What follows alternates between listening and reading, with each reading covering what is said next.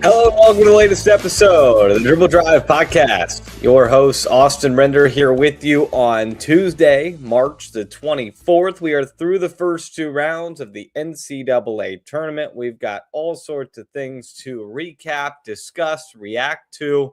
Dalton Shetler is out today. He's doing some traveling and some busy.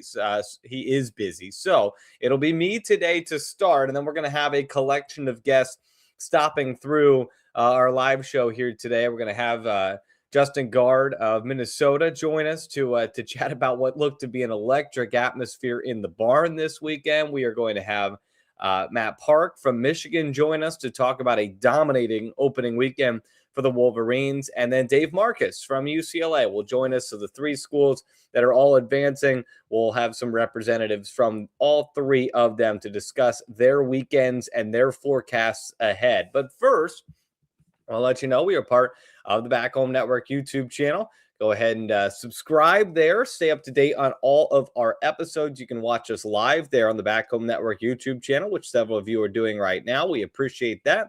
If you're watching us behind the or after the fact, that's fine too. We love any way that people come to our content. You can also find us on Apple and Spotify podcasts, and give us a follow on X and Instagram. Dribble Drive WBB is our account on both of those social media platforms. Without further ado, I mentioned we're going to talk Minnesota, we're going to talk Michigan, we're going to talk UCLA. They're the ones moving on. We've got people coming on to talk about them shortly. Let's start by talking about some teams that did not move on in a bit of surprising fashion. This was a final in Iowa City yesterday. The 10-seeded Virginia Cavaliers took down the second-ranked Iowa Hawkeyes 83-75 in double overtime. This was a game that Iowa led by as many as 9 in the fourth quarter, and Virginia came storming back and ultimately gets the win in Carver Hawkeye Arena. And this was preceded by a scare from Fairleigh Dickinson, the 15 seed, against Iowa in the first round, which raised some red flags and sounded some alarm bells, certainly, about Iowa.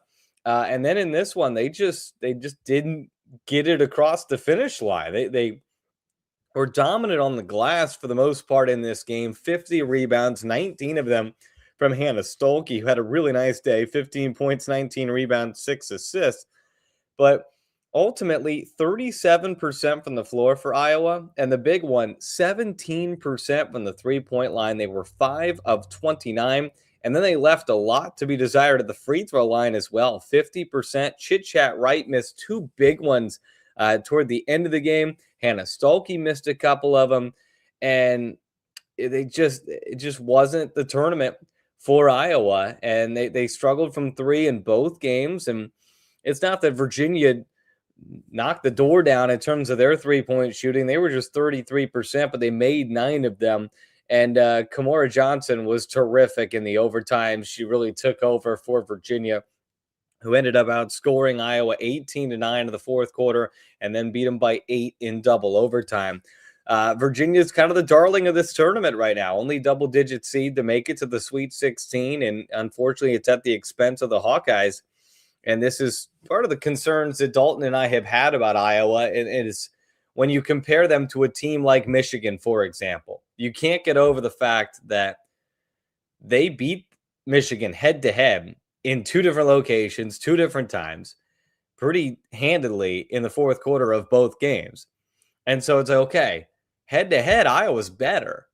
But we've been saying this all season that Michigan's ceiling, I still believe, is higher than Iowa's. And Iowa's floor is a bit lower. And that showed this weekend that this was a young Iowa team that had not really been in this moment outside of Hannah Stolke. Obviously, Ava Hayden had not been a part of those Final Four teams the past couple of seasons that Hannah Stolke was. Chit-Chat Wright just transferred into the program. They were working. Kylie Feuerbach had some of that experience, but Iowa, was working with some younger, less experienced players, and I think that showed down the stretch of this game. And things just got a little tight, and Virginia executed better down the stretch than Iowa did. And this is a tough one for the Hawkeyes. It's a tough one for the Big Ten. when you're heading into the opening round, and 12, you get Indiana. The Big Ten got 12 wins in the first 4 and the first round. If you count Nebraska's win over Richmond, they ended up getting 11 teams into the second round. Only 3 get out, though. That's a bit disappointing for the conference that I thought had a chance to get probably 5 to 7 teams out. Ultimately, only 3 get out in Iowa, one of the surprising losses as they take one on the chin at home, a place that they've now been upset at home a couple of times. Think back a few years ago when Creighton came in there and took down the Hawkeyes. I believe Creighton was also a 10 seed that season. So Iowa bows out early in the tournament. So does Ohio State, earlier than I thought they were going to. And give Niall Ivey and Notre Dame a lot of credit for the way they have improved throughout the season. You think back to the beginning of the year when they got blown out by Michigan. They weren't looking very good. And give Notre Dame a ton of credit for the way they battled back in the season. But for Ohio State, this one was really disappointing because they got a really fun performance out of Jelani Cambridge. She put up 41, but nobody else was in double figures for the Buckeyes. And it's not that Ohio State shot poorly. They were 46% from the floor, 47% from 3, but 21 Ohio State turnovers. And look, that's what Ohio State typically does to their opponents. And today it was the Fighting Irish giving them a little bit of their own medicine. Both teams scored 25 points off of turnovers in this game, but a little bit of something Ohio State's not used to is being pressured as much as they pressure others from the defense of Hannah Hidalgo, who ended up with 8 steals in this game. She had 26 points and 13 rebounds as well. This was one that when we had Talia on last week, she said, hey, watch out for Fairfield in that initial matchup with Notre Dame. Well, Notre Dame handled them pretty easily, and this was a really impressive win for the Irish. But again, it's just another Big Ten team that I thought was going to make a really good run. You think about what you need in the NCAA tournament. You need a really good guard play. You need a guard that can go and fill it up, a guard that can go and get you buckets. And Ohio State has that in Jelani Cambridge. Then you need some good defense. And I thought they had that in Kennedy Cambridge and the way she had played defense this season. And then you need to be able to rebound the basketball. And that's one where Ohio State does struggle. Elsa Lemula did have 10 rebounds in this game, but just 9 points for her on 4 of 6 shooting. Nobody else had more than 7, only 31 rebounds in the game for Ohio State. That's been a struggle for them all season, has been the glass. And not that Notre Dame was taking huge advantage of that, but nonetheless, it's one of those performances that makes you scratch your head. But for Ohio State, this is 3 straight losses on their home floor in the NCAA tournament, 3 consecutive seasons. So Ohio State's going to have to, they've got a monkey they've got to get off their back here because this team is always routinely good enough to host. They are a top 16 team this year. They're a top 12 team. And each year they just keep getting knocked off. You think about it, was Duke. Then it was Tennessee last season. Now it's Notre Dame. These are really good programs that Ohio State keeps getting lumped into in their regionals. But at some point, you got to hold serve on your home court. And Ohio State has failed to do that here over the last 3 seasons. This team is too good. With Jelani Cambridge coming back next season, they are going to have to fill some holes like a Chance Gray. But they got to build around Jelani Cambridge, maybe get a little bit more size inside. We're going to do postmortems on all the Big Ten teams coming up in April, and we'll dive into what teams need to be looking for in the offseason. But this is a head-scratcher, along with the Iowa game. Just did not expect these 2 teams. I thought at least 5 Big Ten teams are going to be playing in the Sweet 16 because there were 5 hosting schools in the Big Ten. I thought everybody would get through. I thought if anybody might not get through, I thought Minnesota's matchup with Ole Miss was going to be tough. They found a way to win it, but Iowa and Ohio State both get upset. Let's run through some other scores because we mentioned a lot of teams lost in round 2, but round 1, nice win for Oregon. They dominated this one over Virginia Tech, a score that's honestly closer than the game ever felt. Oregon jumped on Virginia Tech early and just kind of stiff-armed them the rest of the game. And Kelly Graves just continues to get his team to tournaments, win tournament games. Look, they were blown out in the second game. Madison Booker was LeBron James in that game, and she was awesome. And so Oregon didn't have anything to match that. But whenever you're an 8 and 9 seed, you just kind of feel like your stay in the tournament is temporary. Like, it is going to be so hard to beat a number 1 seed on their home floor, and Oregon had to try and deal with that. So they fall in the second round, but a good performance by them in that opening round to get the win over Virginia Tech. We mentioned Nebraska. They beat Richmond in the first 4, which was the only game that I got wrong in my initial first round predictions. I was a little worried about that matchup for Nebraska, and they left no doubt. Absolutely blew out the Spiders. And this was a fun game back and forth, but there was a turning point in this game. I believe it was tied when there was an unobserved technical foul, flagrant foul given to Jessica Petrie, and then she would foul out just moments later on her 5th foul. She was having a terrific second half for Nebraska. That really tilted the momentum back to Baylor. They would go and grab this one late. So Nebraska had their moments there to try and steal that game, but ultimately it's Baylor that gets the job done. Duke ended up blowing out Baylor in the second round. But for Nebraska, I was impressed with the way they played in this NCAA tournament. They came in with little to no momentum. They had lost 7 of their last 9 games. They had that tough loss to Indiana in the Big Ten tournament. And for them to use that 2 weeks to put it behind them, to kind of reset the season and go out and play the way they did against Richmond, that was really impressive by Nebraska. I know it's not the way they wanted the season to end, but still, I thought putting a better taste to the end of the season for Nebraska than maybe it had previously looked. Washington had an interesting NCAA tournament. This was one that Talia Goodman called out last week as, hey, watch out. South Dakota State's not a bad basketball team, and Washington came in and they were down early and then went on a huge run late first quarter into the second quarter and really put this game away. South Dakota State's best player got in foul trouble, and it was kind of over. But then a great game late night on Sunday. TCU outlasted Washington in a defensive struggle on Sunday night in overtime. Washington really had it there, but they just could not make the shots down the stretch. Like, nobody could make shots in this game, period. This was a defensive battle that ended up coming down to an overtime finish. And I think for Washington, that was a team that I thought had a chance to potentially play its way out of that Fort Worth regional with some good performances. And Xavier Sellers had 18. They had 4 in double figures. But again, one of the problems for Washington this season has been bench points. And then when you only get 2 points out of Eladine, that's going to leave you looking for a little bit more. And ultimately, it's a 32% shooting performance from 3 for Washington and 35% from the floor. They got out-rebounded. Going to be hard to make that kind of stuff up. And TCU gets the win, but Washington, a pretty good season and a lot to build on there. I know they're going to have to replace some players. And again, we're going to get into that in April. But I thought Washington represented itself very well in that regional. Maryland falls in their second round to North Carolina. Obviously, the Alucia Kanawa video has kind of been the viral moment from this. I really enjoyed hearing her after the game talk about how that's how she likes to be coached. Brenda Frese knows how to coach her players.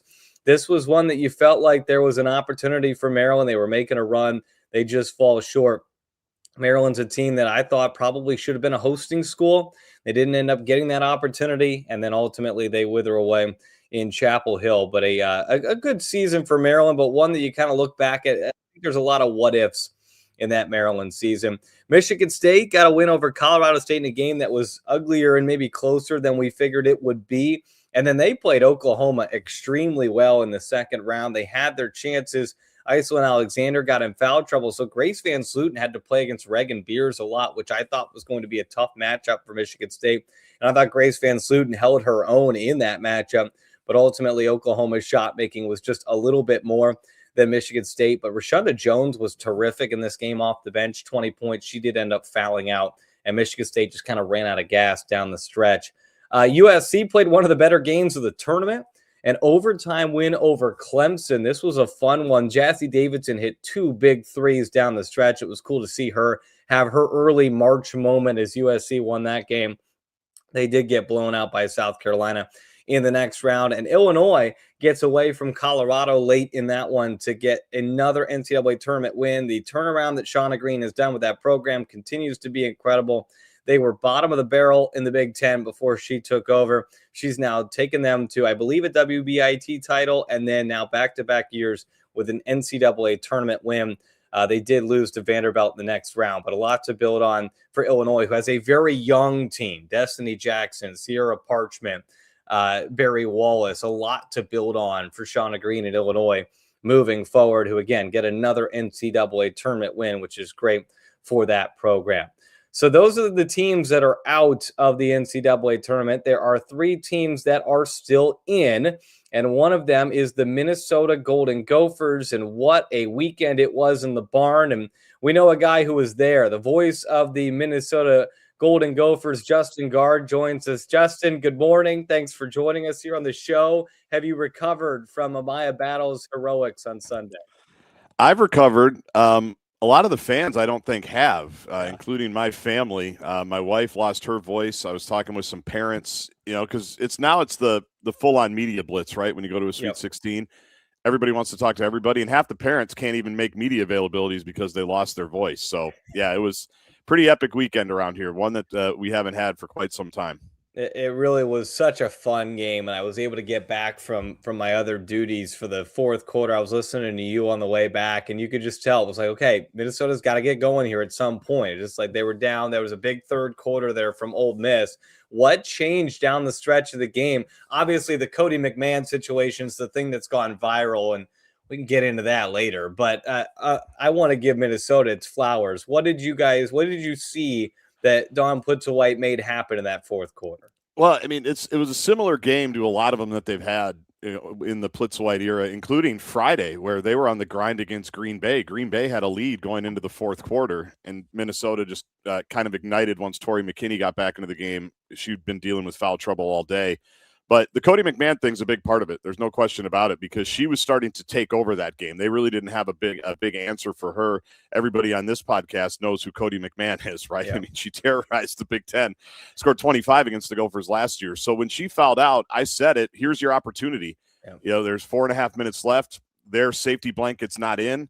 You got to make something happen, and you got to make it happen now. And this team they've always figured out, for the most part, some type of way to make enough plays down the stretch. And even when their offense has sputtered, and that happens quite a bit, especially around the rim, they go through stretches where they can't make anything around the rim. They're missing shots, but their defense is always so solid that it just keeps them around. Yeah. And then eventually they figure out how to get just enough offense in some of these games. And that's really what happened. 9 points in the fourth quarter for Ole Miss. They did a good job of, getting rebounds, which was a huge deal as well. And McMahon not being in there for the last 4.5 minutes gave them the open door, and they were able to sneak right through it. Mara Braun hits a big shot down the stretch, and then obviously Amaya Battle delivers the final blow. Walk us through that final play and what you saw from your perspective. Well, it's a play they run quite a bit, and they do a lot of, every team does. It's not breaking news, but the last 5-10 minutes of their shoot around every day are situations like that, where Dawn Plitzuweit basically just yells out the situation, what they're going to do, what they're running, who's going to get the ball. They've done that play for Grace. They've done that play for Mara. It was Amaya's turn on Sunday. And what's amazing is the screenshot, I don't know how she got the shot off. It was greatly contested. The thing about Amaya is she can elevate a little higher than most. Her jumper is a true jumper, and, she can create enough space, and she loves the mid-range. She made 3 threes against Green Bay in the third quarter to keep them in it. That was her, I think, 11th, 12th, and 13th three of the season. She can shoot it. She just hasn't had it really, but she's a mid-range player, and she loves the mid-range. She'll take analytically. The analytics people probably don't love her game, because she'll take an 18-footer, right, which most consider a terrible shot, just because of the percentages and what it's possibly worth. But that's kind of been where her game is. And that's the story with this team, Austin, is, Amaya Battle and Mara Braun, as well as Nehemiah Holloway and Mallory Heyer, who now at Oregon, they committed here when it wasn't, things weren't going that great, right, for Minnesota. And those 4 had a vision to have something like just happened happen. And so it's very fitting around here that it's the senior that's on her way out. That's her last shot at Williams Arena. Her high school's 12 miles away. Her mom passed away a couple weeks before signing day in 2021. It was her dream for her to play at the U. So it was that's the storybook stuff that you heard all the players talking about in the end. But Amaya, it made sense that it was Amaya from the mid-range in her last game. I remember before we played you guys in late December, you were like, yeah, Amaya's like a good scorer, but she just isn't scoring. And then she proceeded to put up a season high in Assembly Hall. And I said, I think Justin spoke that one into existence there. But talk about the barn. I was really excited to see Williams Arena get to host. It looked absolutely electric in there. You sent me a great video of your family getting to enjoy the end of the game. Talk about what the atmosphere was like there. I mean, unbelievable. And that's the only electric, unbelievable.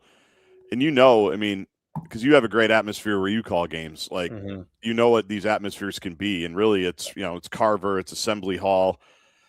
Go down the list. I don't want to slight anybody. I think every atmosphere has improved so much, even in the 5 years that I've been doing this. But it's a 98-year-old building. So anybody that is a Minnesota fan has memories there from some generation, whether it's the 50s, 60s, 70s. For me, it's the 90s. You can see behind me, I've got the Final Four basketball here that never happened for the men. 1997. There's no banner, but there's still the memories.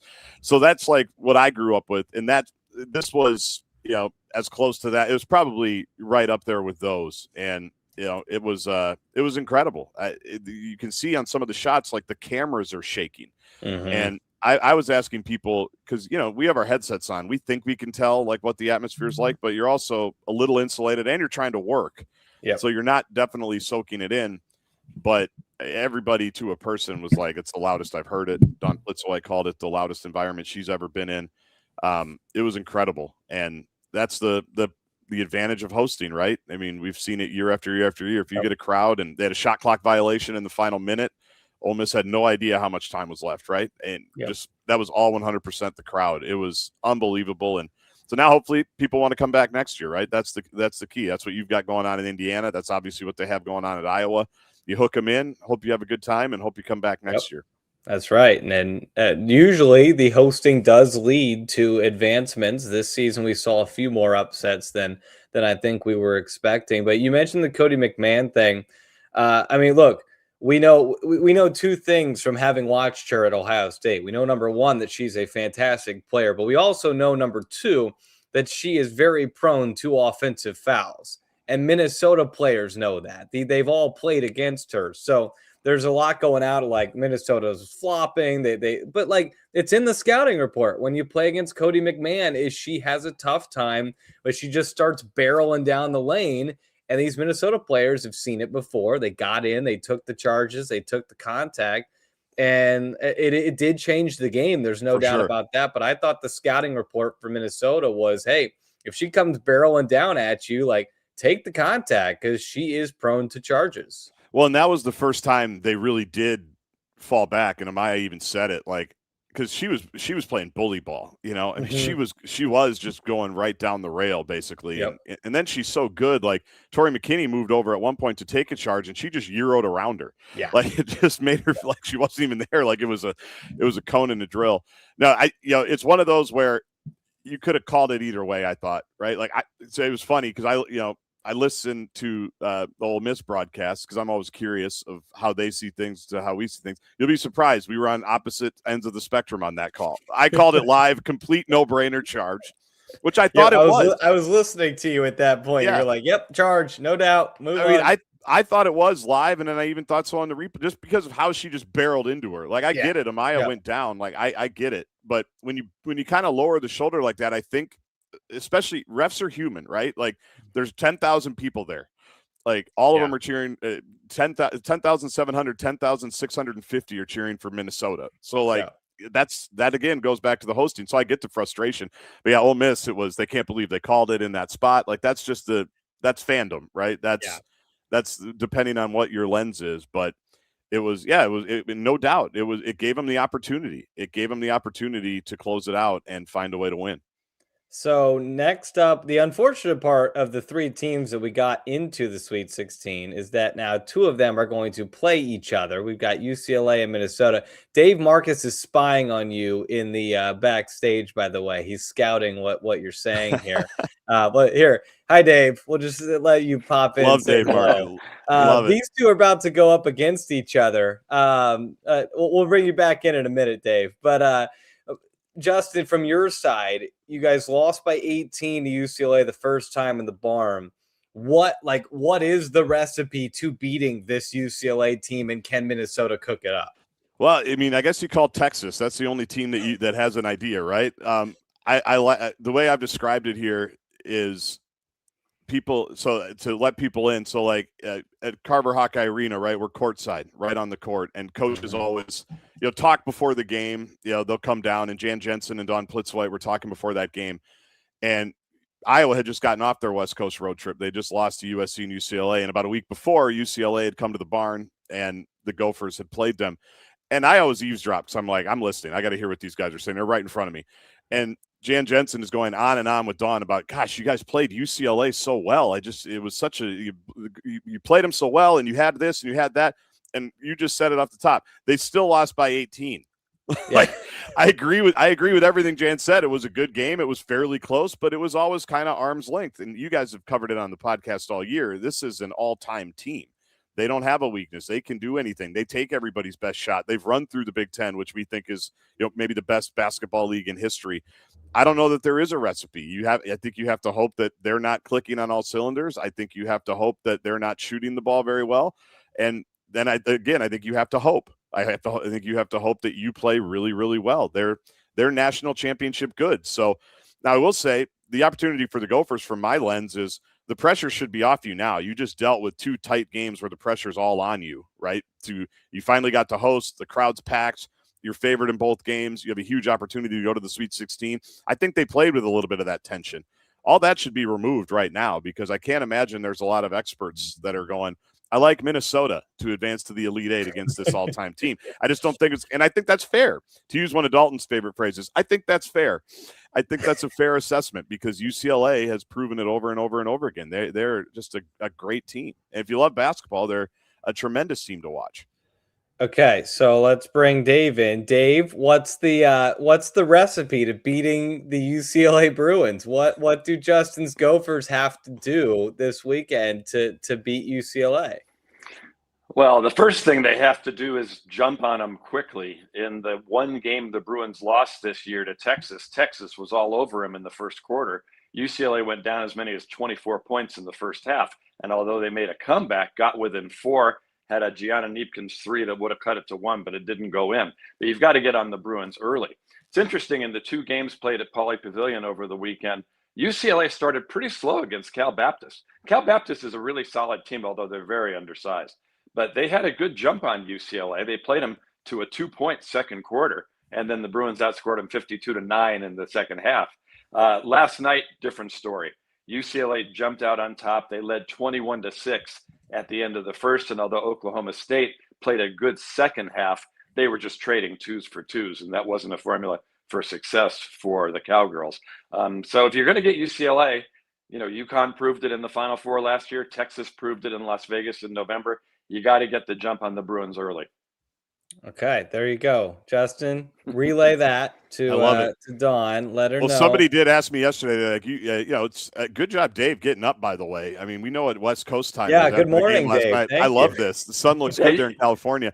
You're assuming I went to sleep. That's true. They said, "Are you going to stay up late and watch the game?" I go, No. I know what's going on. I know it's going to happen. I'll DVR it. And watch it later. I'll be fully transparent. I texted Dave at like 8 p.m. Eastern last night and said, hey, if you guys win, you want to come on the podcast? Because I'm not staying up for your game. I just can't. Yeah. Can't be up that late. But yeah, good morning to Dave. Almost 7:30. I told him, I said, you got the 7:45 slot. And he said, I'll be on around 7:10. I want to listen to Justin. So he's spying on the Minnesota intel. Dave, we'll come back to you in a minute. Thanks for popping in there. So you've got UCLA coming up next on Friday. Should be a really interesting matchup. The first time through, UCLA shot 60% from the floor in the barn, while Minnesota shot 40% and 23% from the three-point line. So probably safe to say Minnesota's got to have a really good shooting day to win. Yeah, I think that's the formula for any upset. You've got to shoot the ball well. And it'll help that Tori McKinney will be back. Tori, that was one of the 4 games that she missed, when she was in concussion protocol. I think that was the second time she had gone through it this season. And, it was kind of bad luck for Minnesota that in a lot of their quote-unquote bigger games, Tori McKinney wasn't available. One of those was UCLA. the other two were in the Bahamas when they lost to Alabama, which would have been a nice non-conference victory for them. She missed the third quarter of the Maryland game. We've talked about that before.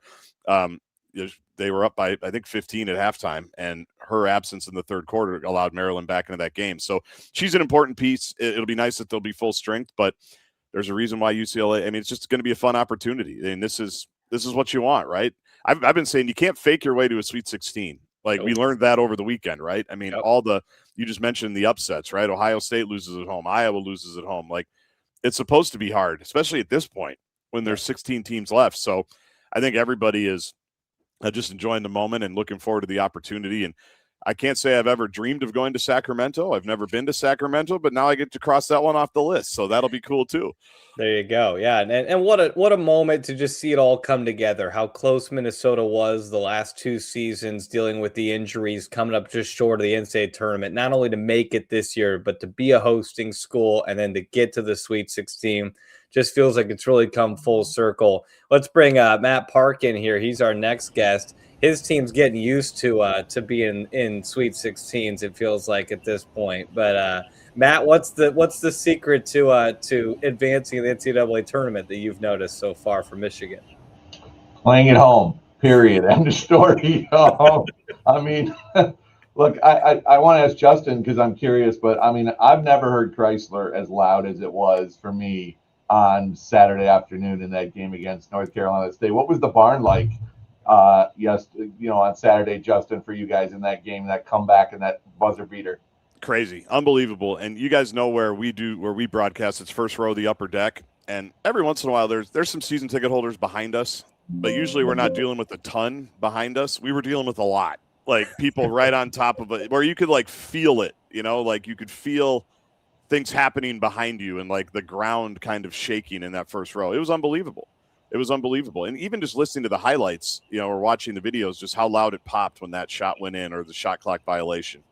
It was amazing. It was amazing. So for the people and that's who I don't know about you guys. I always feel best for the fans because they're the ones that, take the effort to come, like with you and IU football, Austin, like what a ride they were on all year, right? Like making the trips, spending the money, investing the time to have a payoff like that, where your team has a moment like that that you can all celebrate together. That's why you get into sports, I think.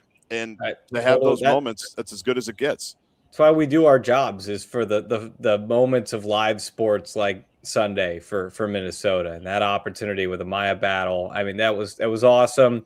And it's cool to see South Carolinas and UConn's getting to host and getting those moments, like getting some new schools in there. They get to feel that over 10,000 people in the barn. Justin, we'll let you go. Thanks so much for jumping in with us. Good luck this weekend. Should be fun. And who knows? Maybe you guys can play the role of David versus Goliath on Friday. I know they'll try. Matt knows Dawn will try. She probably hasn't slept. She probably celebrated with her family for 8 minutes and then got right to clipping Lauren Betts' film. So Justin, tell Dawn congratulations from me. I'm so happy for her and for your program. What a run you guys went on to get to the host and then to get to the Sweet 16. Last time we saw her, that was our opponent in the Sweet 16 was South Dakota when she was the head coach there. And I know she'll have you guys ready for UCLA. Whether you can pull the upset off, who knows. But tell her congratulations for me. I will. And by the way, they still talk about the Chloe Lamb missed 3-pointer against Michigan that would have sent South Dakota to the Elite Eight. So they have not. Chloe Lamb on staff now with the Gophers. They have not forgotten that. That still comes up every time the tournament and Michigan comes up. So I might say hi, but they might be annoyed because they'll remember that game and it'll put them in a bad mood. All right. I guess take your chances. You got it. Thanks, guys. Thanks, You're Justin. the best. Good luck this weekend, Austin. man. Justin Gaard, the voice of Minnesota, transitions us into Matt Park, the voice of the Michigan Wolverines and temporary co-host of this podcast several times. Matt, you mentioned to me and just mentioned it there how loud the Chrysler Center was this weekend. Take us through what that weekend was like there in Ann Arbor. Yeah, it was great. I mean, look, it's still an NCAA tournament, so there are some things that are not, you don't get to practice whenever you want. You don't have full access to your facilities, but to have the home crowd behind you for both games is such a huge advantage. We've only done it twice. this time was even better than last time, I thought, in terms of the fan support. Like I said, it's Sunday. I'm forgetting what day is what right now, but we played Sunday afternoon. And yeah, the energy in the crowd, the team, I could tell, fed off it when we made that run in the third quarter. Just everybody was in on it. And for NC State, it was just a deluge of energy, effort, motivation, crowd noise, everything that just sort of cascaded onto them at that point. Any team would have had a hard time handling that, let alone a team missing its starting point guard and then it's back up at foul trouble and a limited roster. So we definitely got an advantage when it came to that. We took advantage of it, and we took advantage of that opportunity to be at home, which is it's the cheat code for the NCAA women's tournament. The way it's set up now, play at home, because that is the best way for you to get to the Sweet 16. 64 points in the second half from Michigan, and you outscored them 64-38. What adjustments did you notice that Kim Barnes-Arico and this squad made in the second half? I didn't really see many adjustments. I think there were two things that were big. One was they just kept the pressure on NC State. They didn't take it off. They didn't slow it down. But the other one was having Olivia Olson on the floor. She picked up a couple of fouls in that game. She sat most of the second quarter. She was not in the rhythm of the game. And once she got back into the game in the second quarter, she found her rhythm. And then Michigan's defense, with the pace that they were playing at, just overwhelmed NC State. That was really the biggest difference. They just kept the heat on NC State. It's fun to be at these tournament games. You get to be up close. They put us radio folks right on the floor at these tournament games. Zam Jones played her tail off for NC State. She's got my respect, but she was tired, and you could see it, Austin, just being that close. You could see the physical exertion and what the game was taking out of her, trying to handle that pressure up the floor every single possession. Then once you get into the front court, trying to find somebody else who can get open, trying to make shots for yourself, trying to defend on the other end. It was really just a case that we were able to do what we do with our pressure and overwhelm North Carolina State. To me, it wasn't an adjustment. It was just simply doing what we do better and having Olivia Olson as the leader of that group in the second half. Yeah, for the Indiana fans watching, it was like at a different scale, like Indiana coming back and beating Nebraska, then having to play the press of Ohio State the next day and being absolutely gassed. That was kind of what NC State looked like. And when you get 66 points from your kind of trio of star sophomores, that's gonna go a long way. They outscored NC State themselves. It feels like at times we've seen some. It's really only been Iowa has seen some like, oh, what's going on with Michigan? But pretty much anyone not named Iowa, Michigan's looked great here down the stretch. So where's kind of where are you at with this team right now heading into the Sweet 16? Well, yeah, we have a Hawkeye problem right now, and but they're out, so they're gone. We can't play them, so that's good. I think the biggest thing for Michigan right now is just the confidence that they're playing with. I do think in that first game at Iowa, they got a little rattled, which I haven't seen very much. I still don't know what quite happened in the fourth quarter of that Big Ten tournament game. It felt a little bit like the fourth quarter at Iowa where they just made shots and we didn't. But, obviously defensively, they've got something that allowed them to be a little more successful against us. Nobody else has shut us down that way all year long. We had a bad game at Washington. It's the only other one I can think of. I just think that look, we've got Swords, Holloway, Olson. You put those three, they've played 60-some games together now.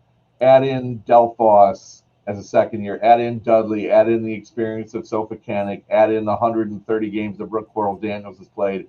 That's a solid group to go with. And we're not the young team that we were last year. We're still young, don't get me wrong, because we're still sophomores. But, halfway through their careers, playing with a ton of confidence, love playing with each other, trust in what the coaches are telling them to do. Right now, it's just a team, to me, that is, you want to peak at this time of the year, and it kind of feels like these last two games were peak performance for us.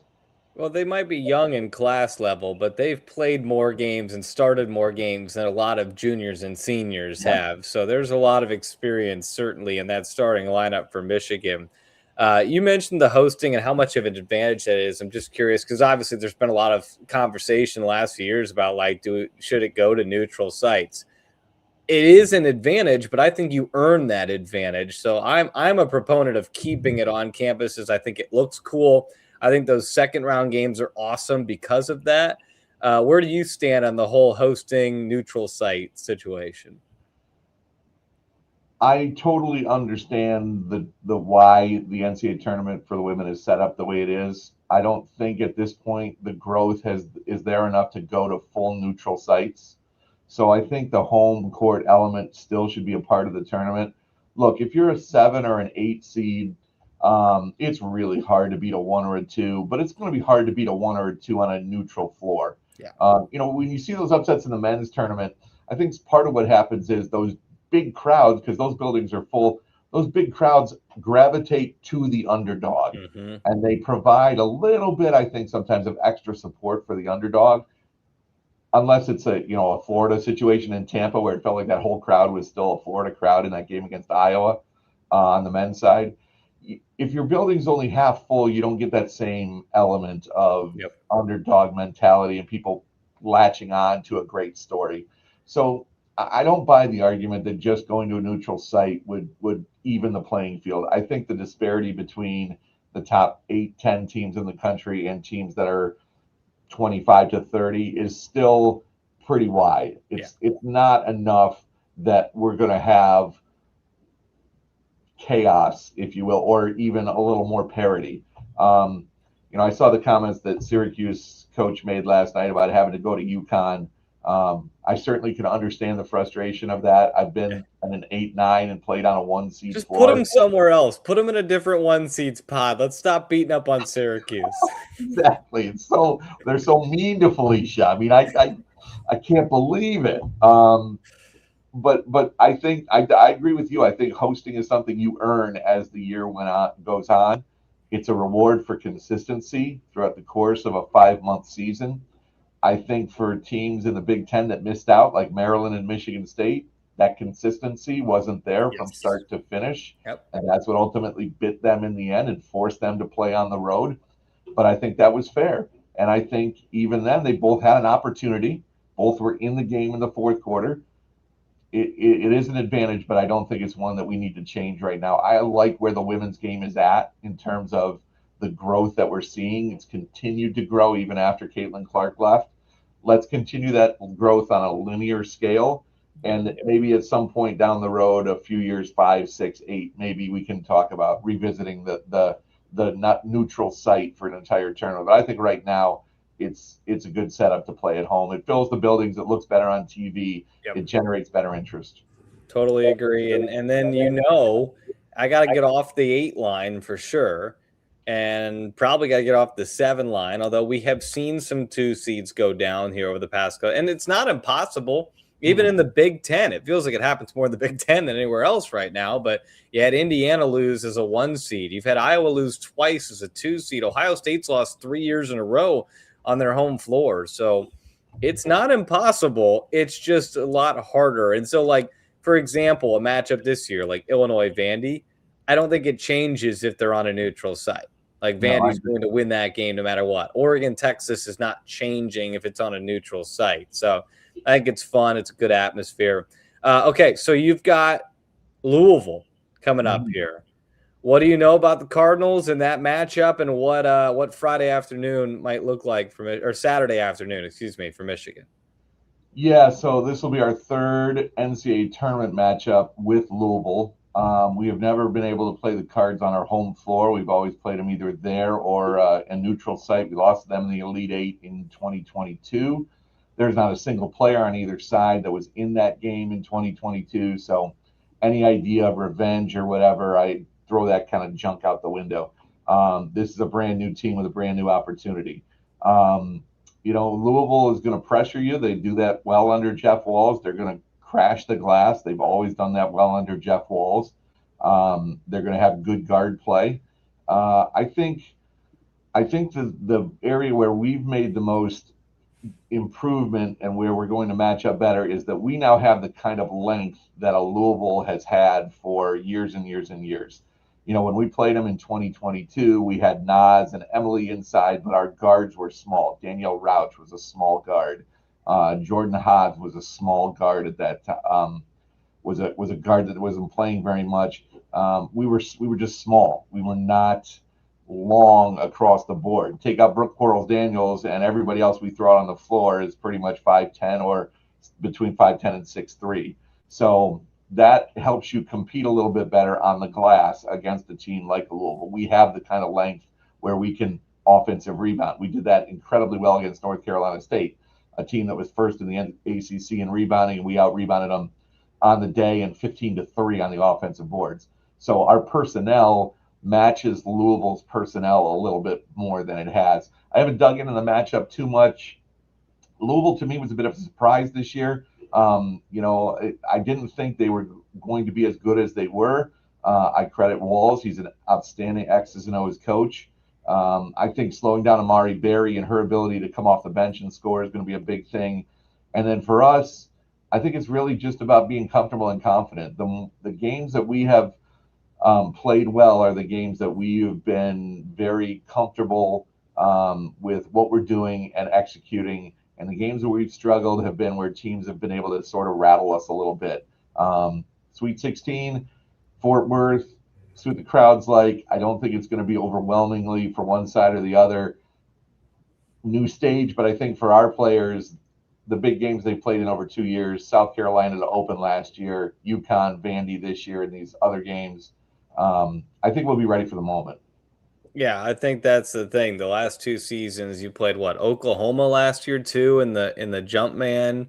You've played a ton of neutral site big games. So it's different, obviously, in the NCAA tournament. You can't replicate that, but it feels like this Michigan team will be ready to go. This should be a fun matchup Saturday afternoon on ABC. But of course, you can listen to Matt. That's where you should go for all your Michigan related content. Dave's been patiently waiting for his turn. It's just about your turn to talk UCLA, Dave. What have you learned about Matt Park's Wolverines while you've been spying in there for a potential Final Four matchup? Well, we played them to a very good game at Chrysler Arena, 3-point game, and we know everything we need to know about them. The sophomores are incredible, and Michigan, I think, is a team that can make a deep, deep run. They're fun to watch. And when you've got 26 from Silas Ors and 27 from Olivia Olson, you're going to have your hands full. I'm not trying to look too far ahead, Matt, but Texas would potentially be the Elite Eight matchup, and Dave has some experience with Texas. So, Dave, how do you beat the Texas Longhorns? Hey, I'm all for Michigan beating Texas. Come on, Blue. It's very hard. You've got to control Madison Booker. She is so relentless. She had a great weekend this weekend. Rory Harmon, who really hadn't been in a scoring role, had a great weekend in Las Vegas, not only against the Bruins, but the next night against South Carolina when Texas knocked them off. She hit the game-winning jumper with 0.7 of a second to play. They just have so many weapons all over the floor. And Michigan's going to really have to be strong inside because Madison Booker will bully you. There you go. Relay that. Now, obviously, wait until Saturday post game to relay that to KBA. Got to take care of Louisville first. Matt, thanks so much for joining us. We appreciate it, and good luck this weekend. This will be fun. Yeah, thanks, Austin. I appreciate it. I'm sorry you're sitting out the tournament this year. I know you had a couple of runs with Indiana. It's the best time of the year, and for us, like you said with Justin, I mean, we get a chance to experience this as part of our job. It's really a lot of fun. I know Dave's had a bunch of fun the last couple of years, winning the Big Ten a couple of times, going to the Final Four. I hope our Michigan team in 2 years is like what his team is right now. Keep this group together, all that experience coalescing to just create a team that's got a chance to win a national championship. We've got talent now. We'll see what our talent brings us in the meantime. But I'm looking forward to watching UCLA out west too. Who knows? The two of you might be matching up in the Final Four, regionals 2 and 3. They do bleed right into each other. So I'd be okay with that. Maybe we'll take it. Next Tuesday, we might be having Dave and Mark back on to preview a Michigan-UCLA matchup. And look, it's a bummer the Hoosiers aren't there, but I am wearing my national championship quarters. So we had a lot of fun with that one too. So we'll take what we can get. Matt, thanks so much. Good luck this weekend. Go Michigan. All right, you bet. Thanks, guys. All right, Dave, you've patiently waited behind the scenes. Dave Marcus, the voice of UCLA. It's time to talk Bruins. I don't think anybody's surprised that they got out of the opening weekend. I think that was the expectation. What were your takeaways from the first two games that UCLA has played in this tournament? My first takeaway was something that Justin and Matt both said. The noise inside Pauley Pavilion was incredible. As we call the game, we have the headset on, we're adjusting the crowd mic, making sure it's not drowning us out. But I had the headset off when the Bruins came out on Saturday before the Cal Baptist game, just to do their initial warm-up. I've never heard noise like that. The crowd comes in so amped up for a tournament game. And although UCLA drew pretty well this year, this was something special. It was really loud and really fun. And what can you say? A group that stayed together for 3 or 4 years. Yeah. It all turned around when Kiki Rice said, I want to come to UCLA and do something that's never been done before. We played against Oklahoma State last night. Haley Timmer plays for the Cowgirls. She was on the South Dakota State team that beat the Bruins twice in 2022. Including in the WNIT semifinals. And seeing her on the floor and then seeing what UCLA has done since losing that to South Dakota State twice in 1 year, it's really remarkable. And it all started with Kiki Rice and Gabriela Jaquez. Lauren Betts came in as a transfer the next year, and they have just built such a cohesive unit. It was very sad seeing them leave the court last night, knowing that we may never see the likes of that again in an NIL era. Who's going to stay together for 3 or 4 years? But it was really remarkable, and the crowd has grown along with them. True love in Pauley Pavilion. Yeah, I bet last night was a little bittersweet just in the sense of he get a dominant win, but that's the last time they'll play at Pauley Pavilion. Lauren Betts was awesome last night, 35 points. What is it about her game that's improved so much from even last season to this season that allows her to be as dominant as she is? Well, she's worked on her shooting. She hit a couple of 18-footers last night. There was nothing going on. She just took the shot from the top and made it. She's gotten very good at the face-up fall away from 5 or 6 feet. Not that she has to fall away. She's 6'7", but she doesn't get her shot blocked and doesn't get it blocked on the way up, which happens with a lot of bigs. Last night, the Bruins really fed her in so many different ways. They were looping the ball over the top. They were bouncing it down low. They've really learned how to feed her. And I mean, she went 15 of 19 yesterday. Yeah. And how fitting that her last shot in Pauley Pavilion established her career high of 35 points. And it was a great pass too. I mean, that was awesome. And it was cool to see I was watching the highlights this morning just to see that moment for Lauren Betts. And you kind of touched on it a little bit, but what this class can mean for this program, because Corey Close has said it there. They don't plan on rebuilding. It's going to be reloading. They're obviously going to have a lot of reloading to do, and we'll deal with that in April and May. But what this senior class and what players like Kiki Rice and Lauren Betts and Gabriela Jaquez and Angela Dugalich have meant to this program. Just you mentioned a little bit, just the heights they've taken from the WNIT all the way to now being a national championship favorite. What are going to be the fond memories you have of this group of girls you've gotten to watch? Well, the first thing I remember is how cohesive they are off the court as well as on. I've never been around a team that doesn't have any drama, and they really don't. They really like each other. I mean, last week they spent a game night at Angela Dugalich's apartment playing games and all as a team together. They just really like each other, and it shows on the court. You can't underestimate Charlize Ledger-Walker, who redshirted last year but was really a gatherer and a cohesive point of emphasis for the team. And then Gianna Neepkins, who just fit like a finger in a glove when she came in. She's just such an unselfish player who has incredible skills, 3-level scorer. I mean, some of those assists she made last night were fantastic. And they just really they're as tight off the court as they are on the court. It's been just an incredible group. The Bruins had some really good teams before this group. Jordan Canada, Monique Billings, Kennedy Burke. They had 3 WNBA players on the team that went to one time to the Elite Eight. But this group has just surpassed every level, and they've really won over the city. I mean, we didn't have TV coverage of UCLA women's basketball, and now it's on the news every time. There's highlights. It's really changed the whole perspective on how the city views the programs. And it's helped USC too, although last night it wasn't so good a help for them. They lost by 40. But, you know, the profile of women's basketball in LA has really risen because of this group. Yeah, and you and I know, being around teams, that how much a locker room can do for a team. When a locker room is healthy, it can go, and almost more of when a locker room's not healthy, it can hurt a lot more. And so having a team that's as close as this certainly is helping Corey Close and the job she's done there. Looking ahead, though, you guys have Minnesota again.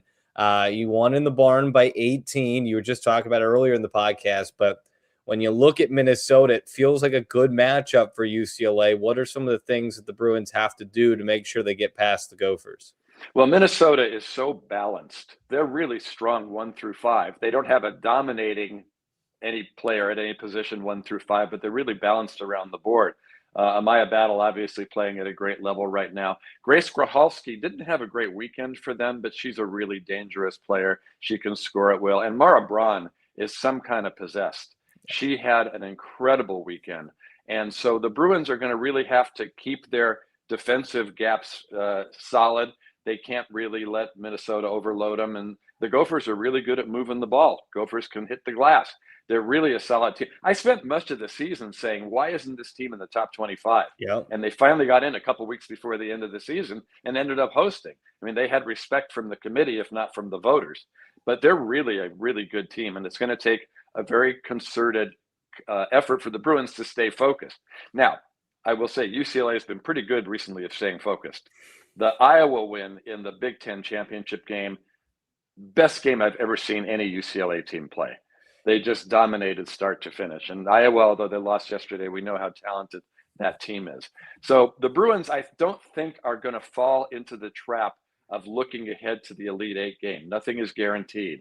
Yep. And the coaches have been pounding that in all year long. You're only guaranteed tomorrow's game. Want to go 1-0, and then you think about the next time. So it's going to be, I think, a really good game, a good solid game. Minnesota can definitely hang with the Bruins. They're just so evenly balanced across the board. And I think when you've got a group that's kind of collectively playing in their last season, it's a lot easier to get them to focus in on, hey, this, like, you got to go one game at a time because there's not a next season. But here on the Dribble Drive, we can go 2 games at a time because the next podcast we have will be after the Elite Eight.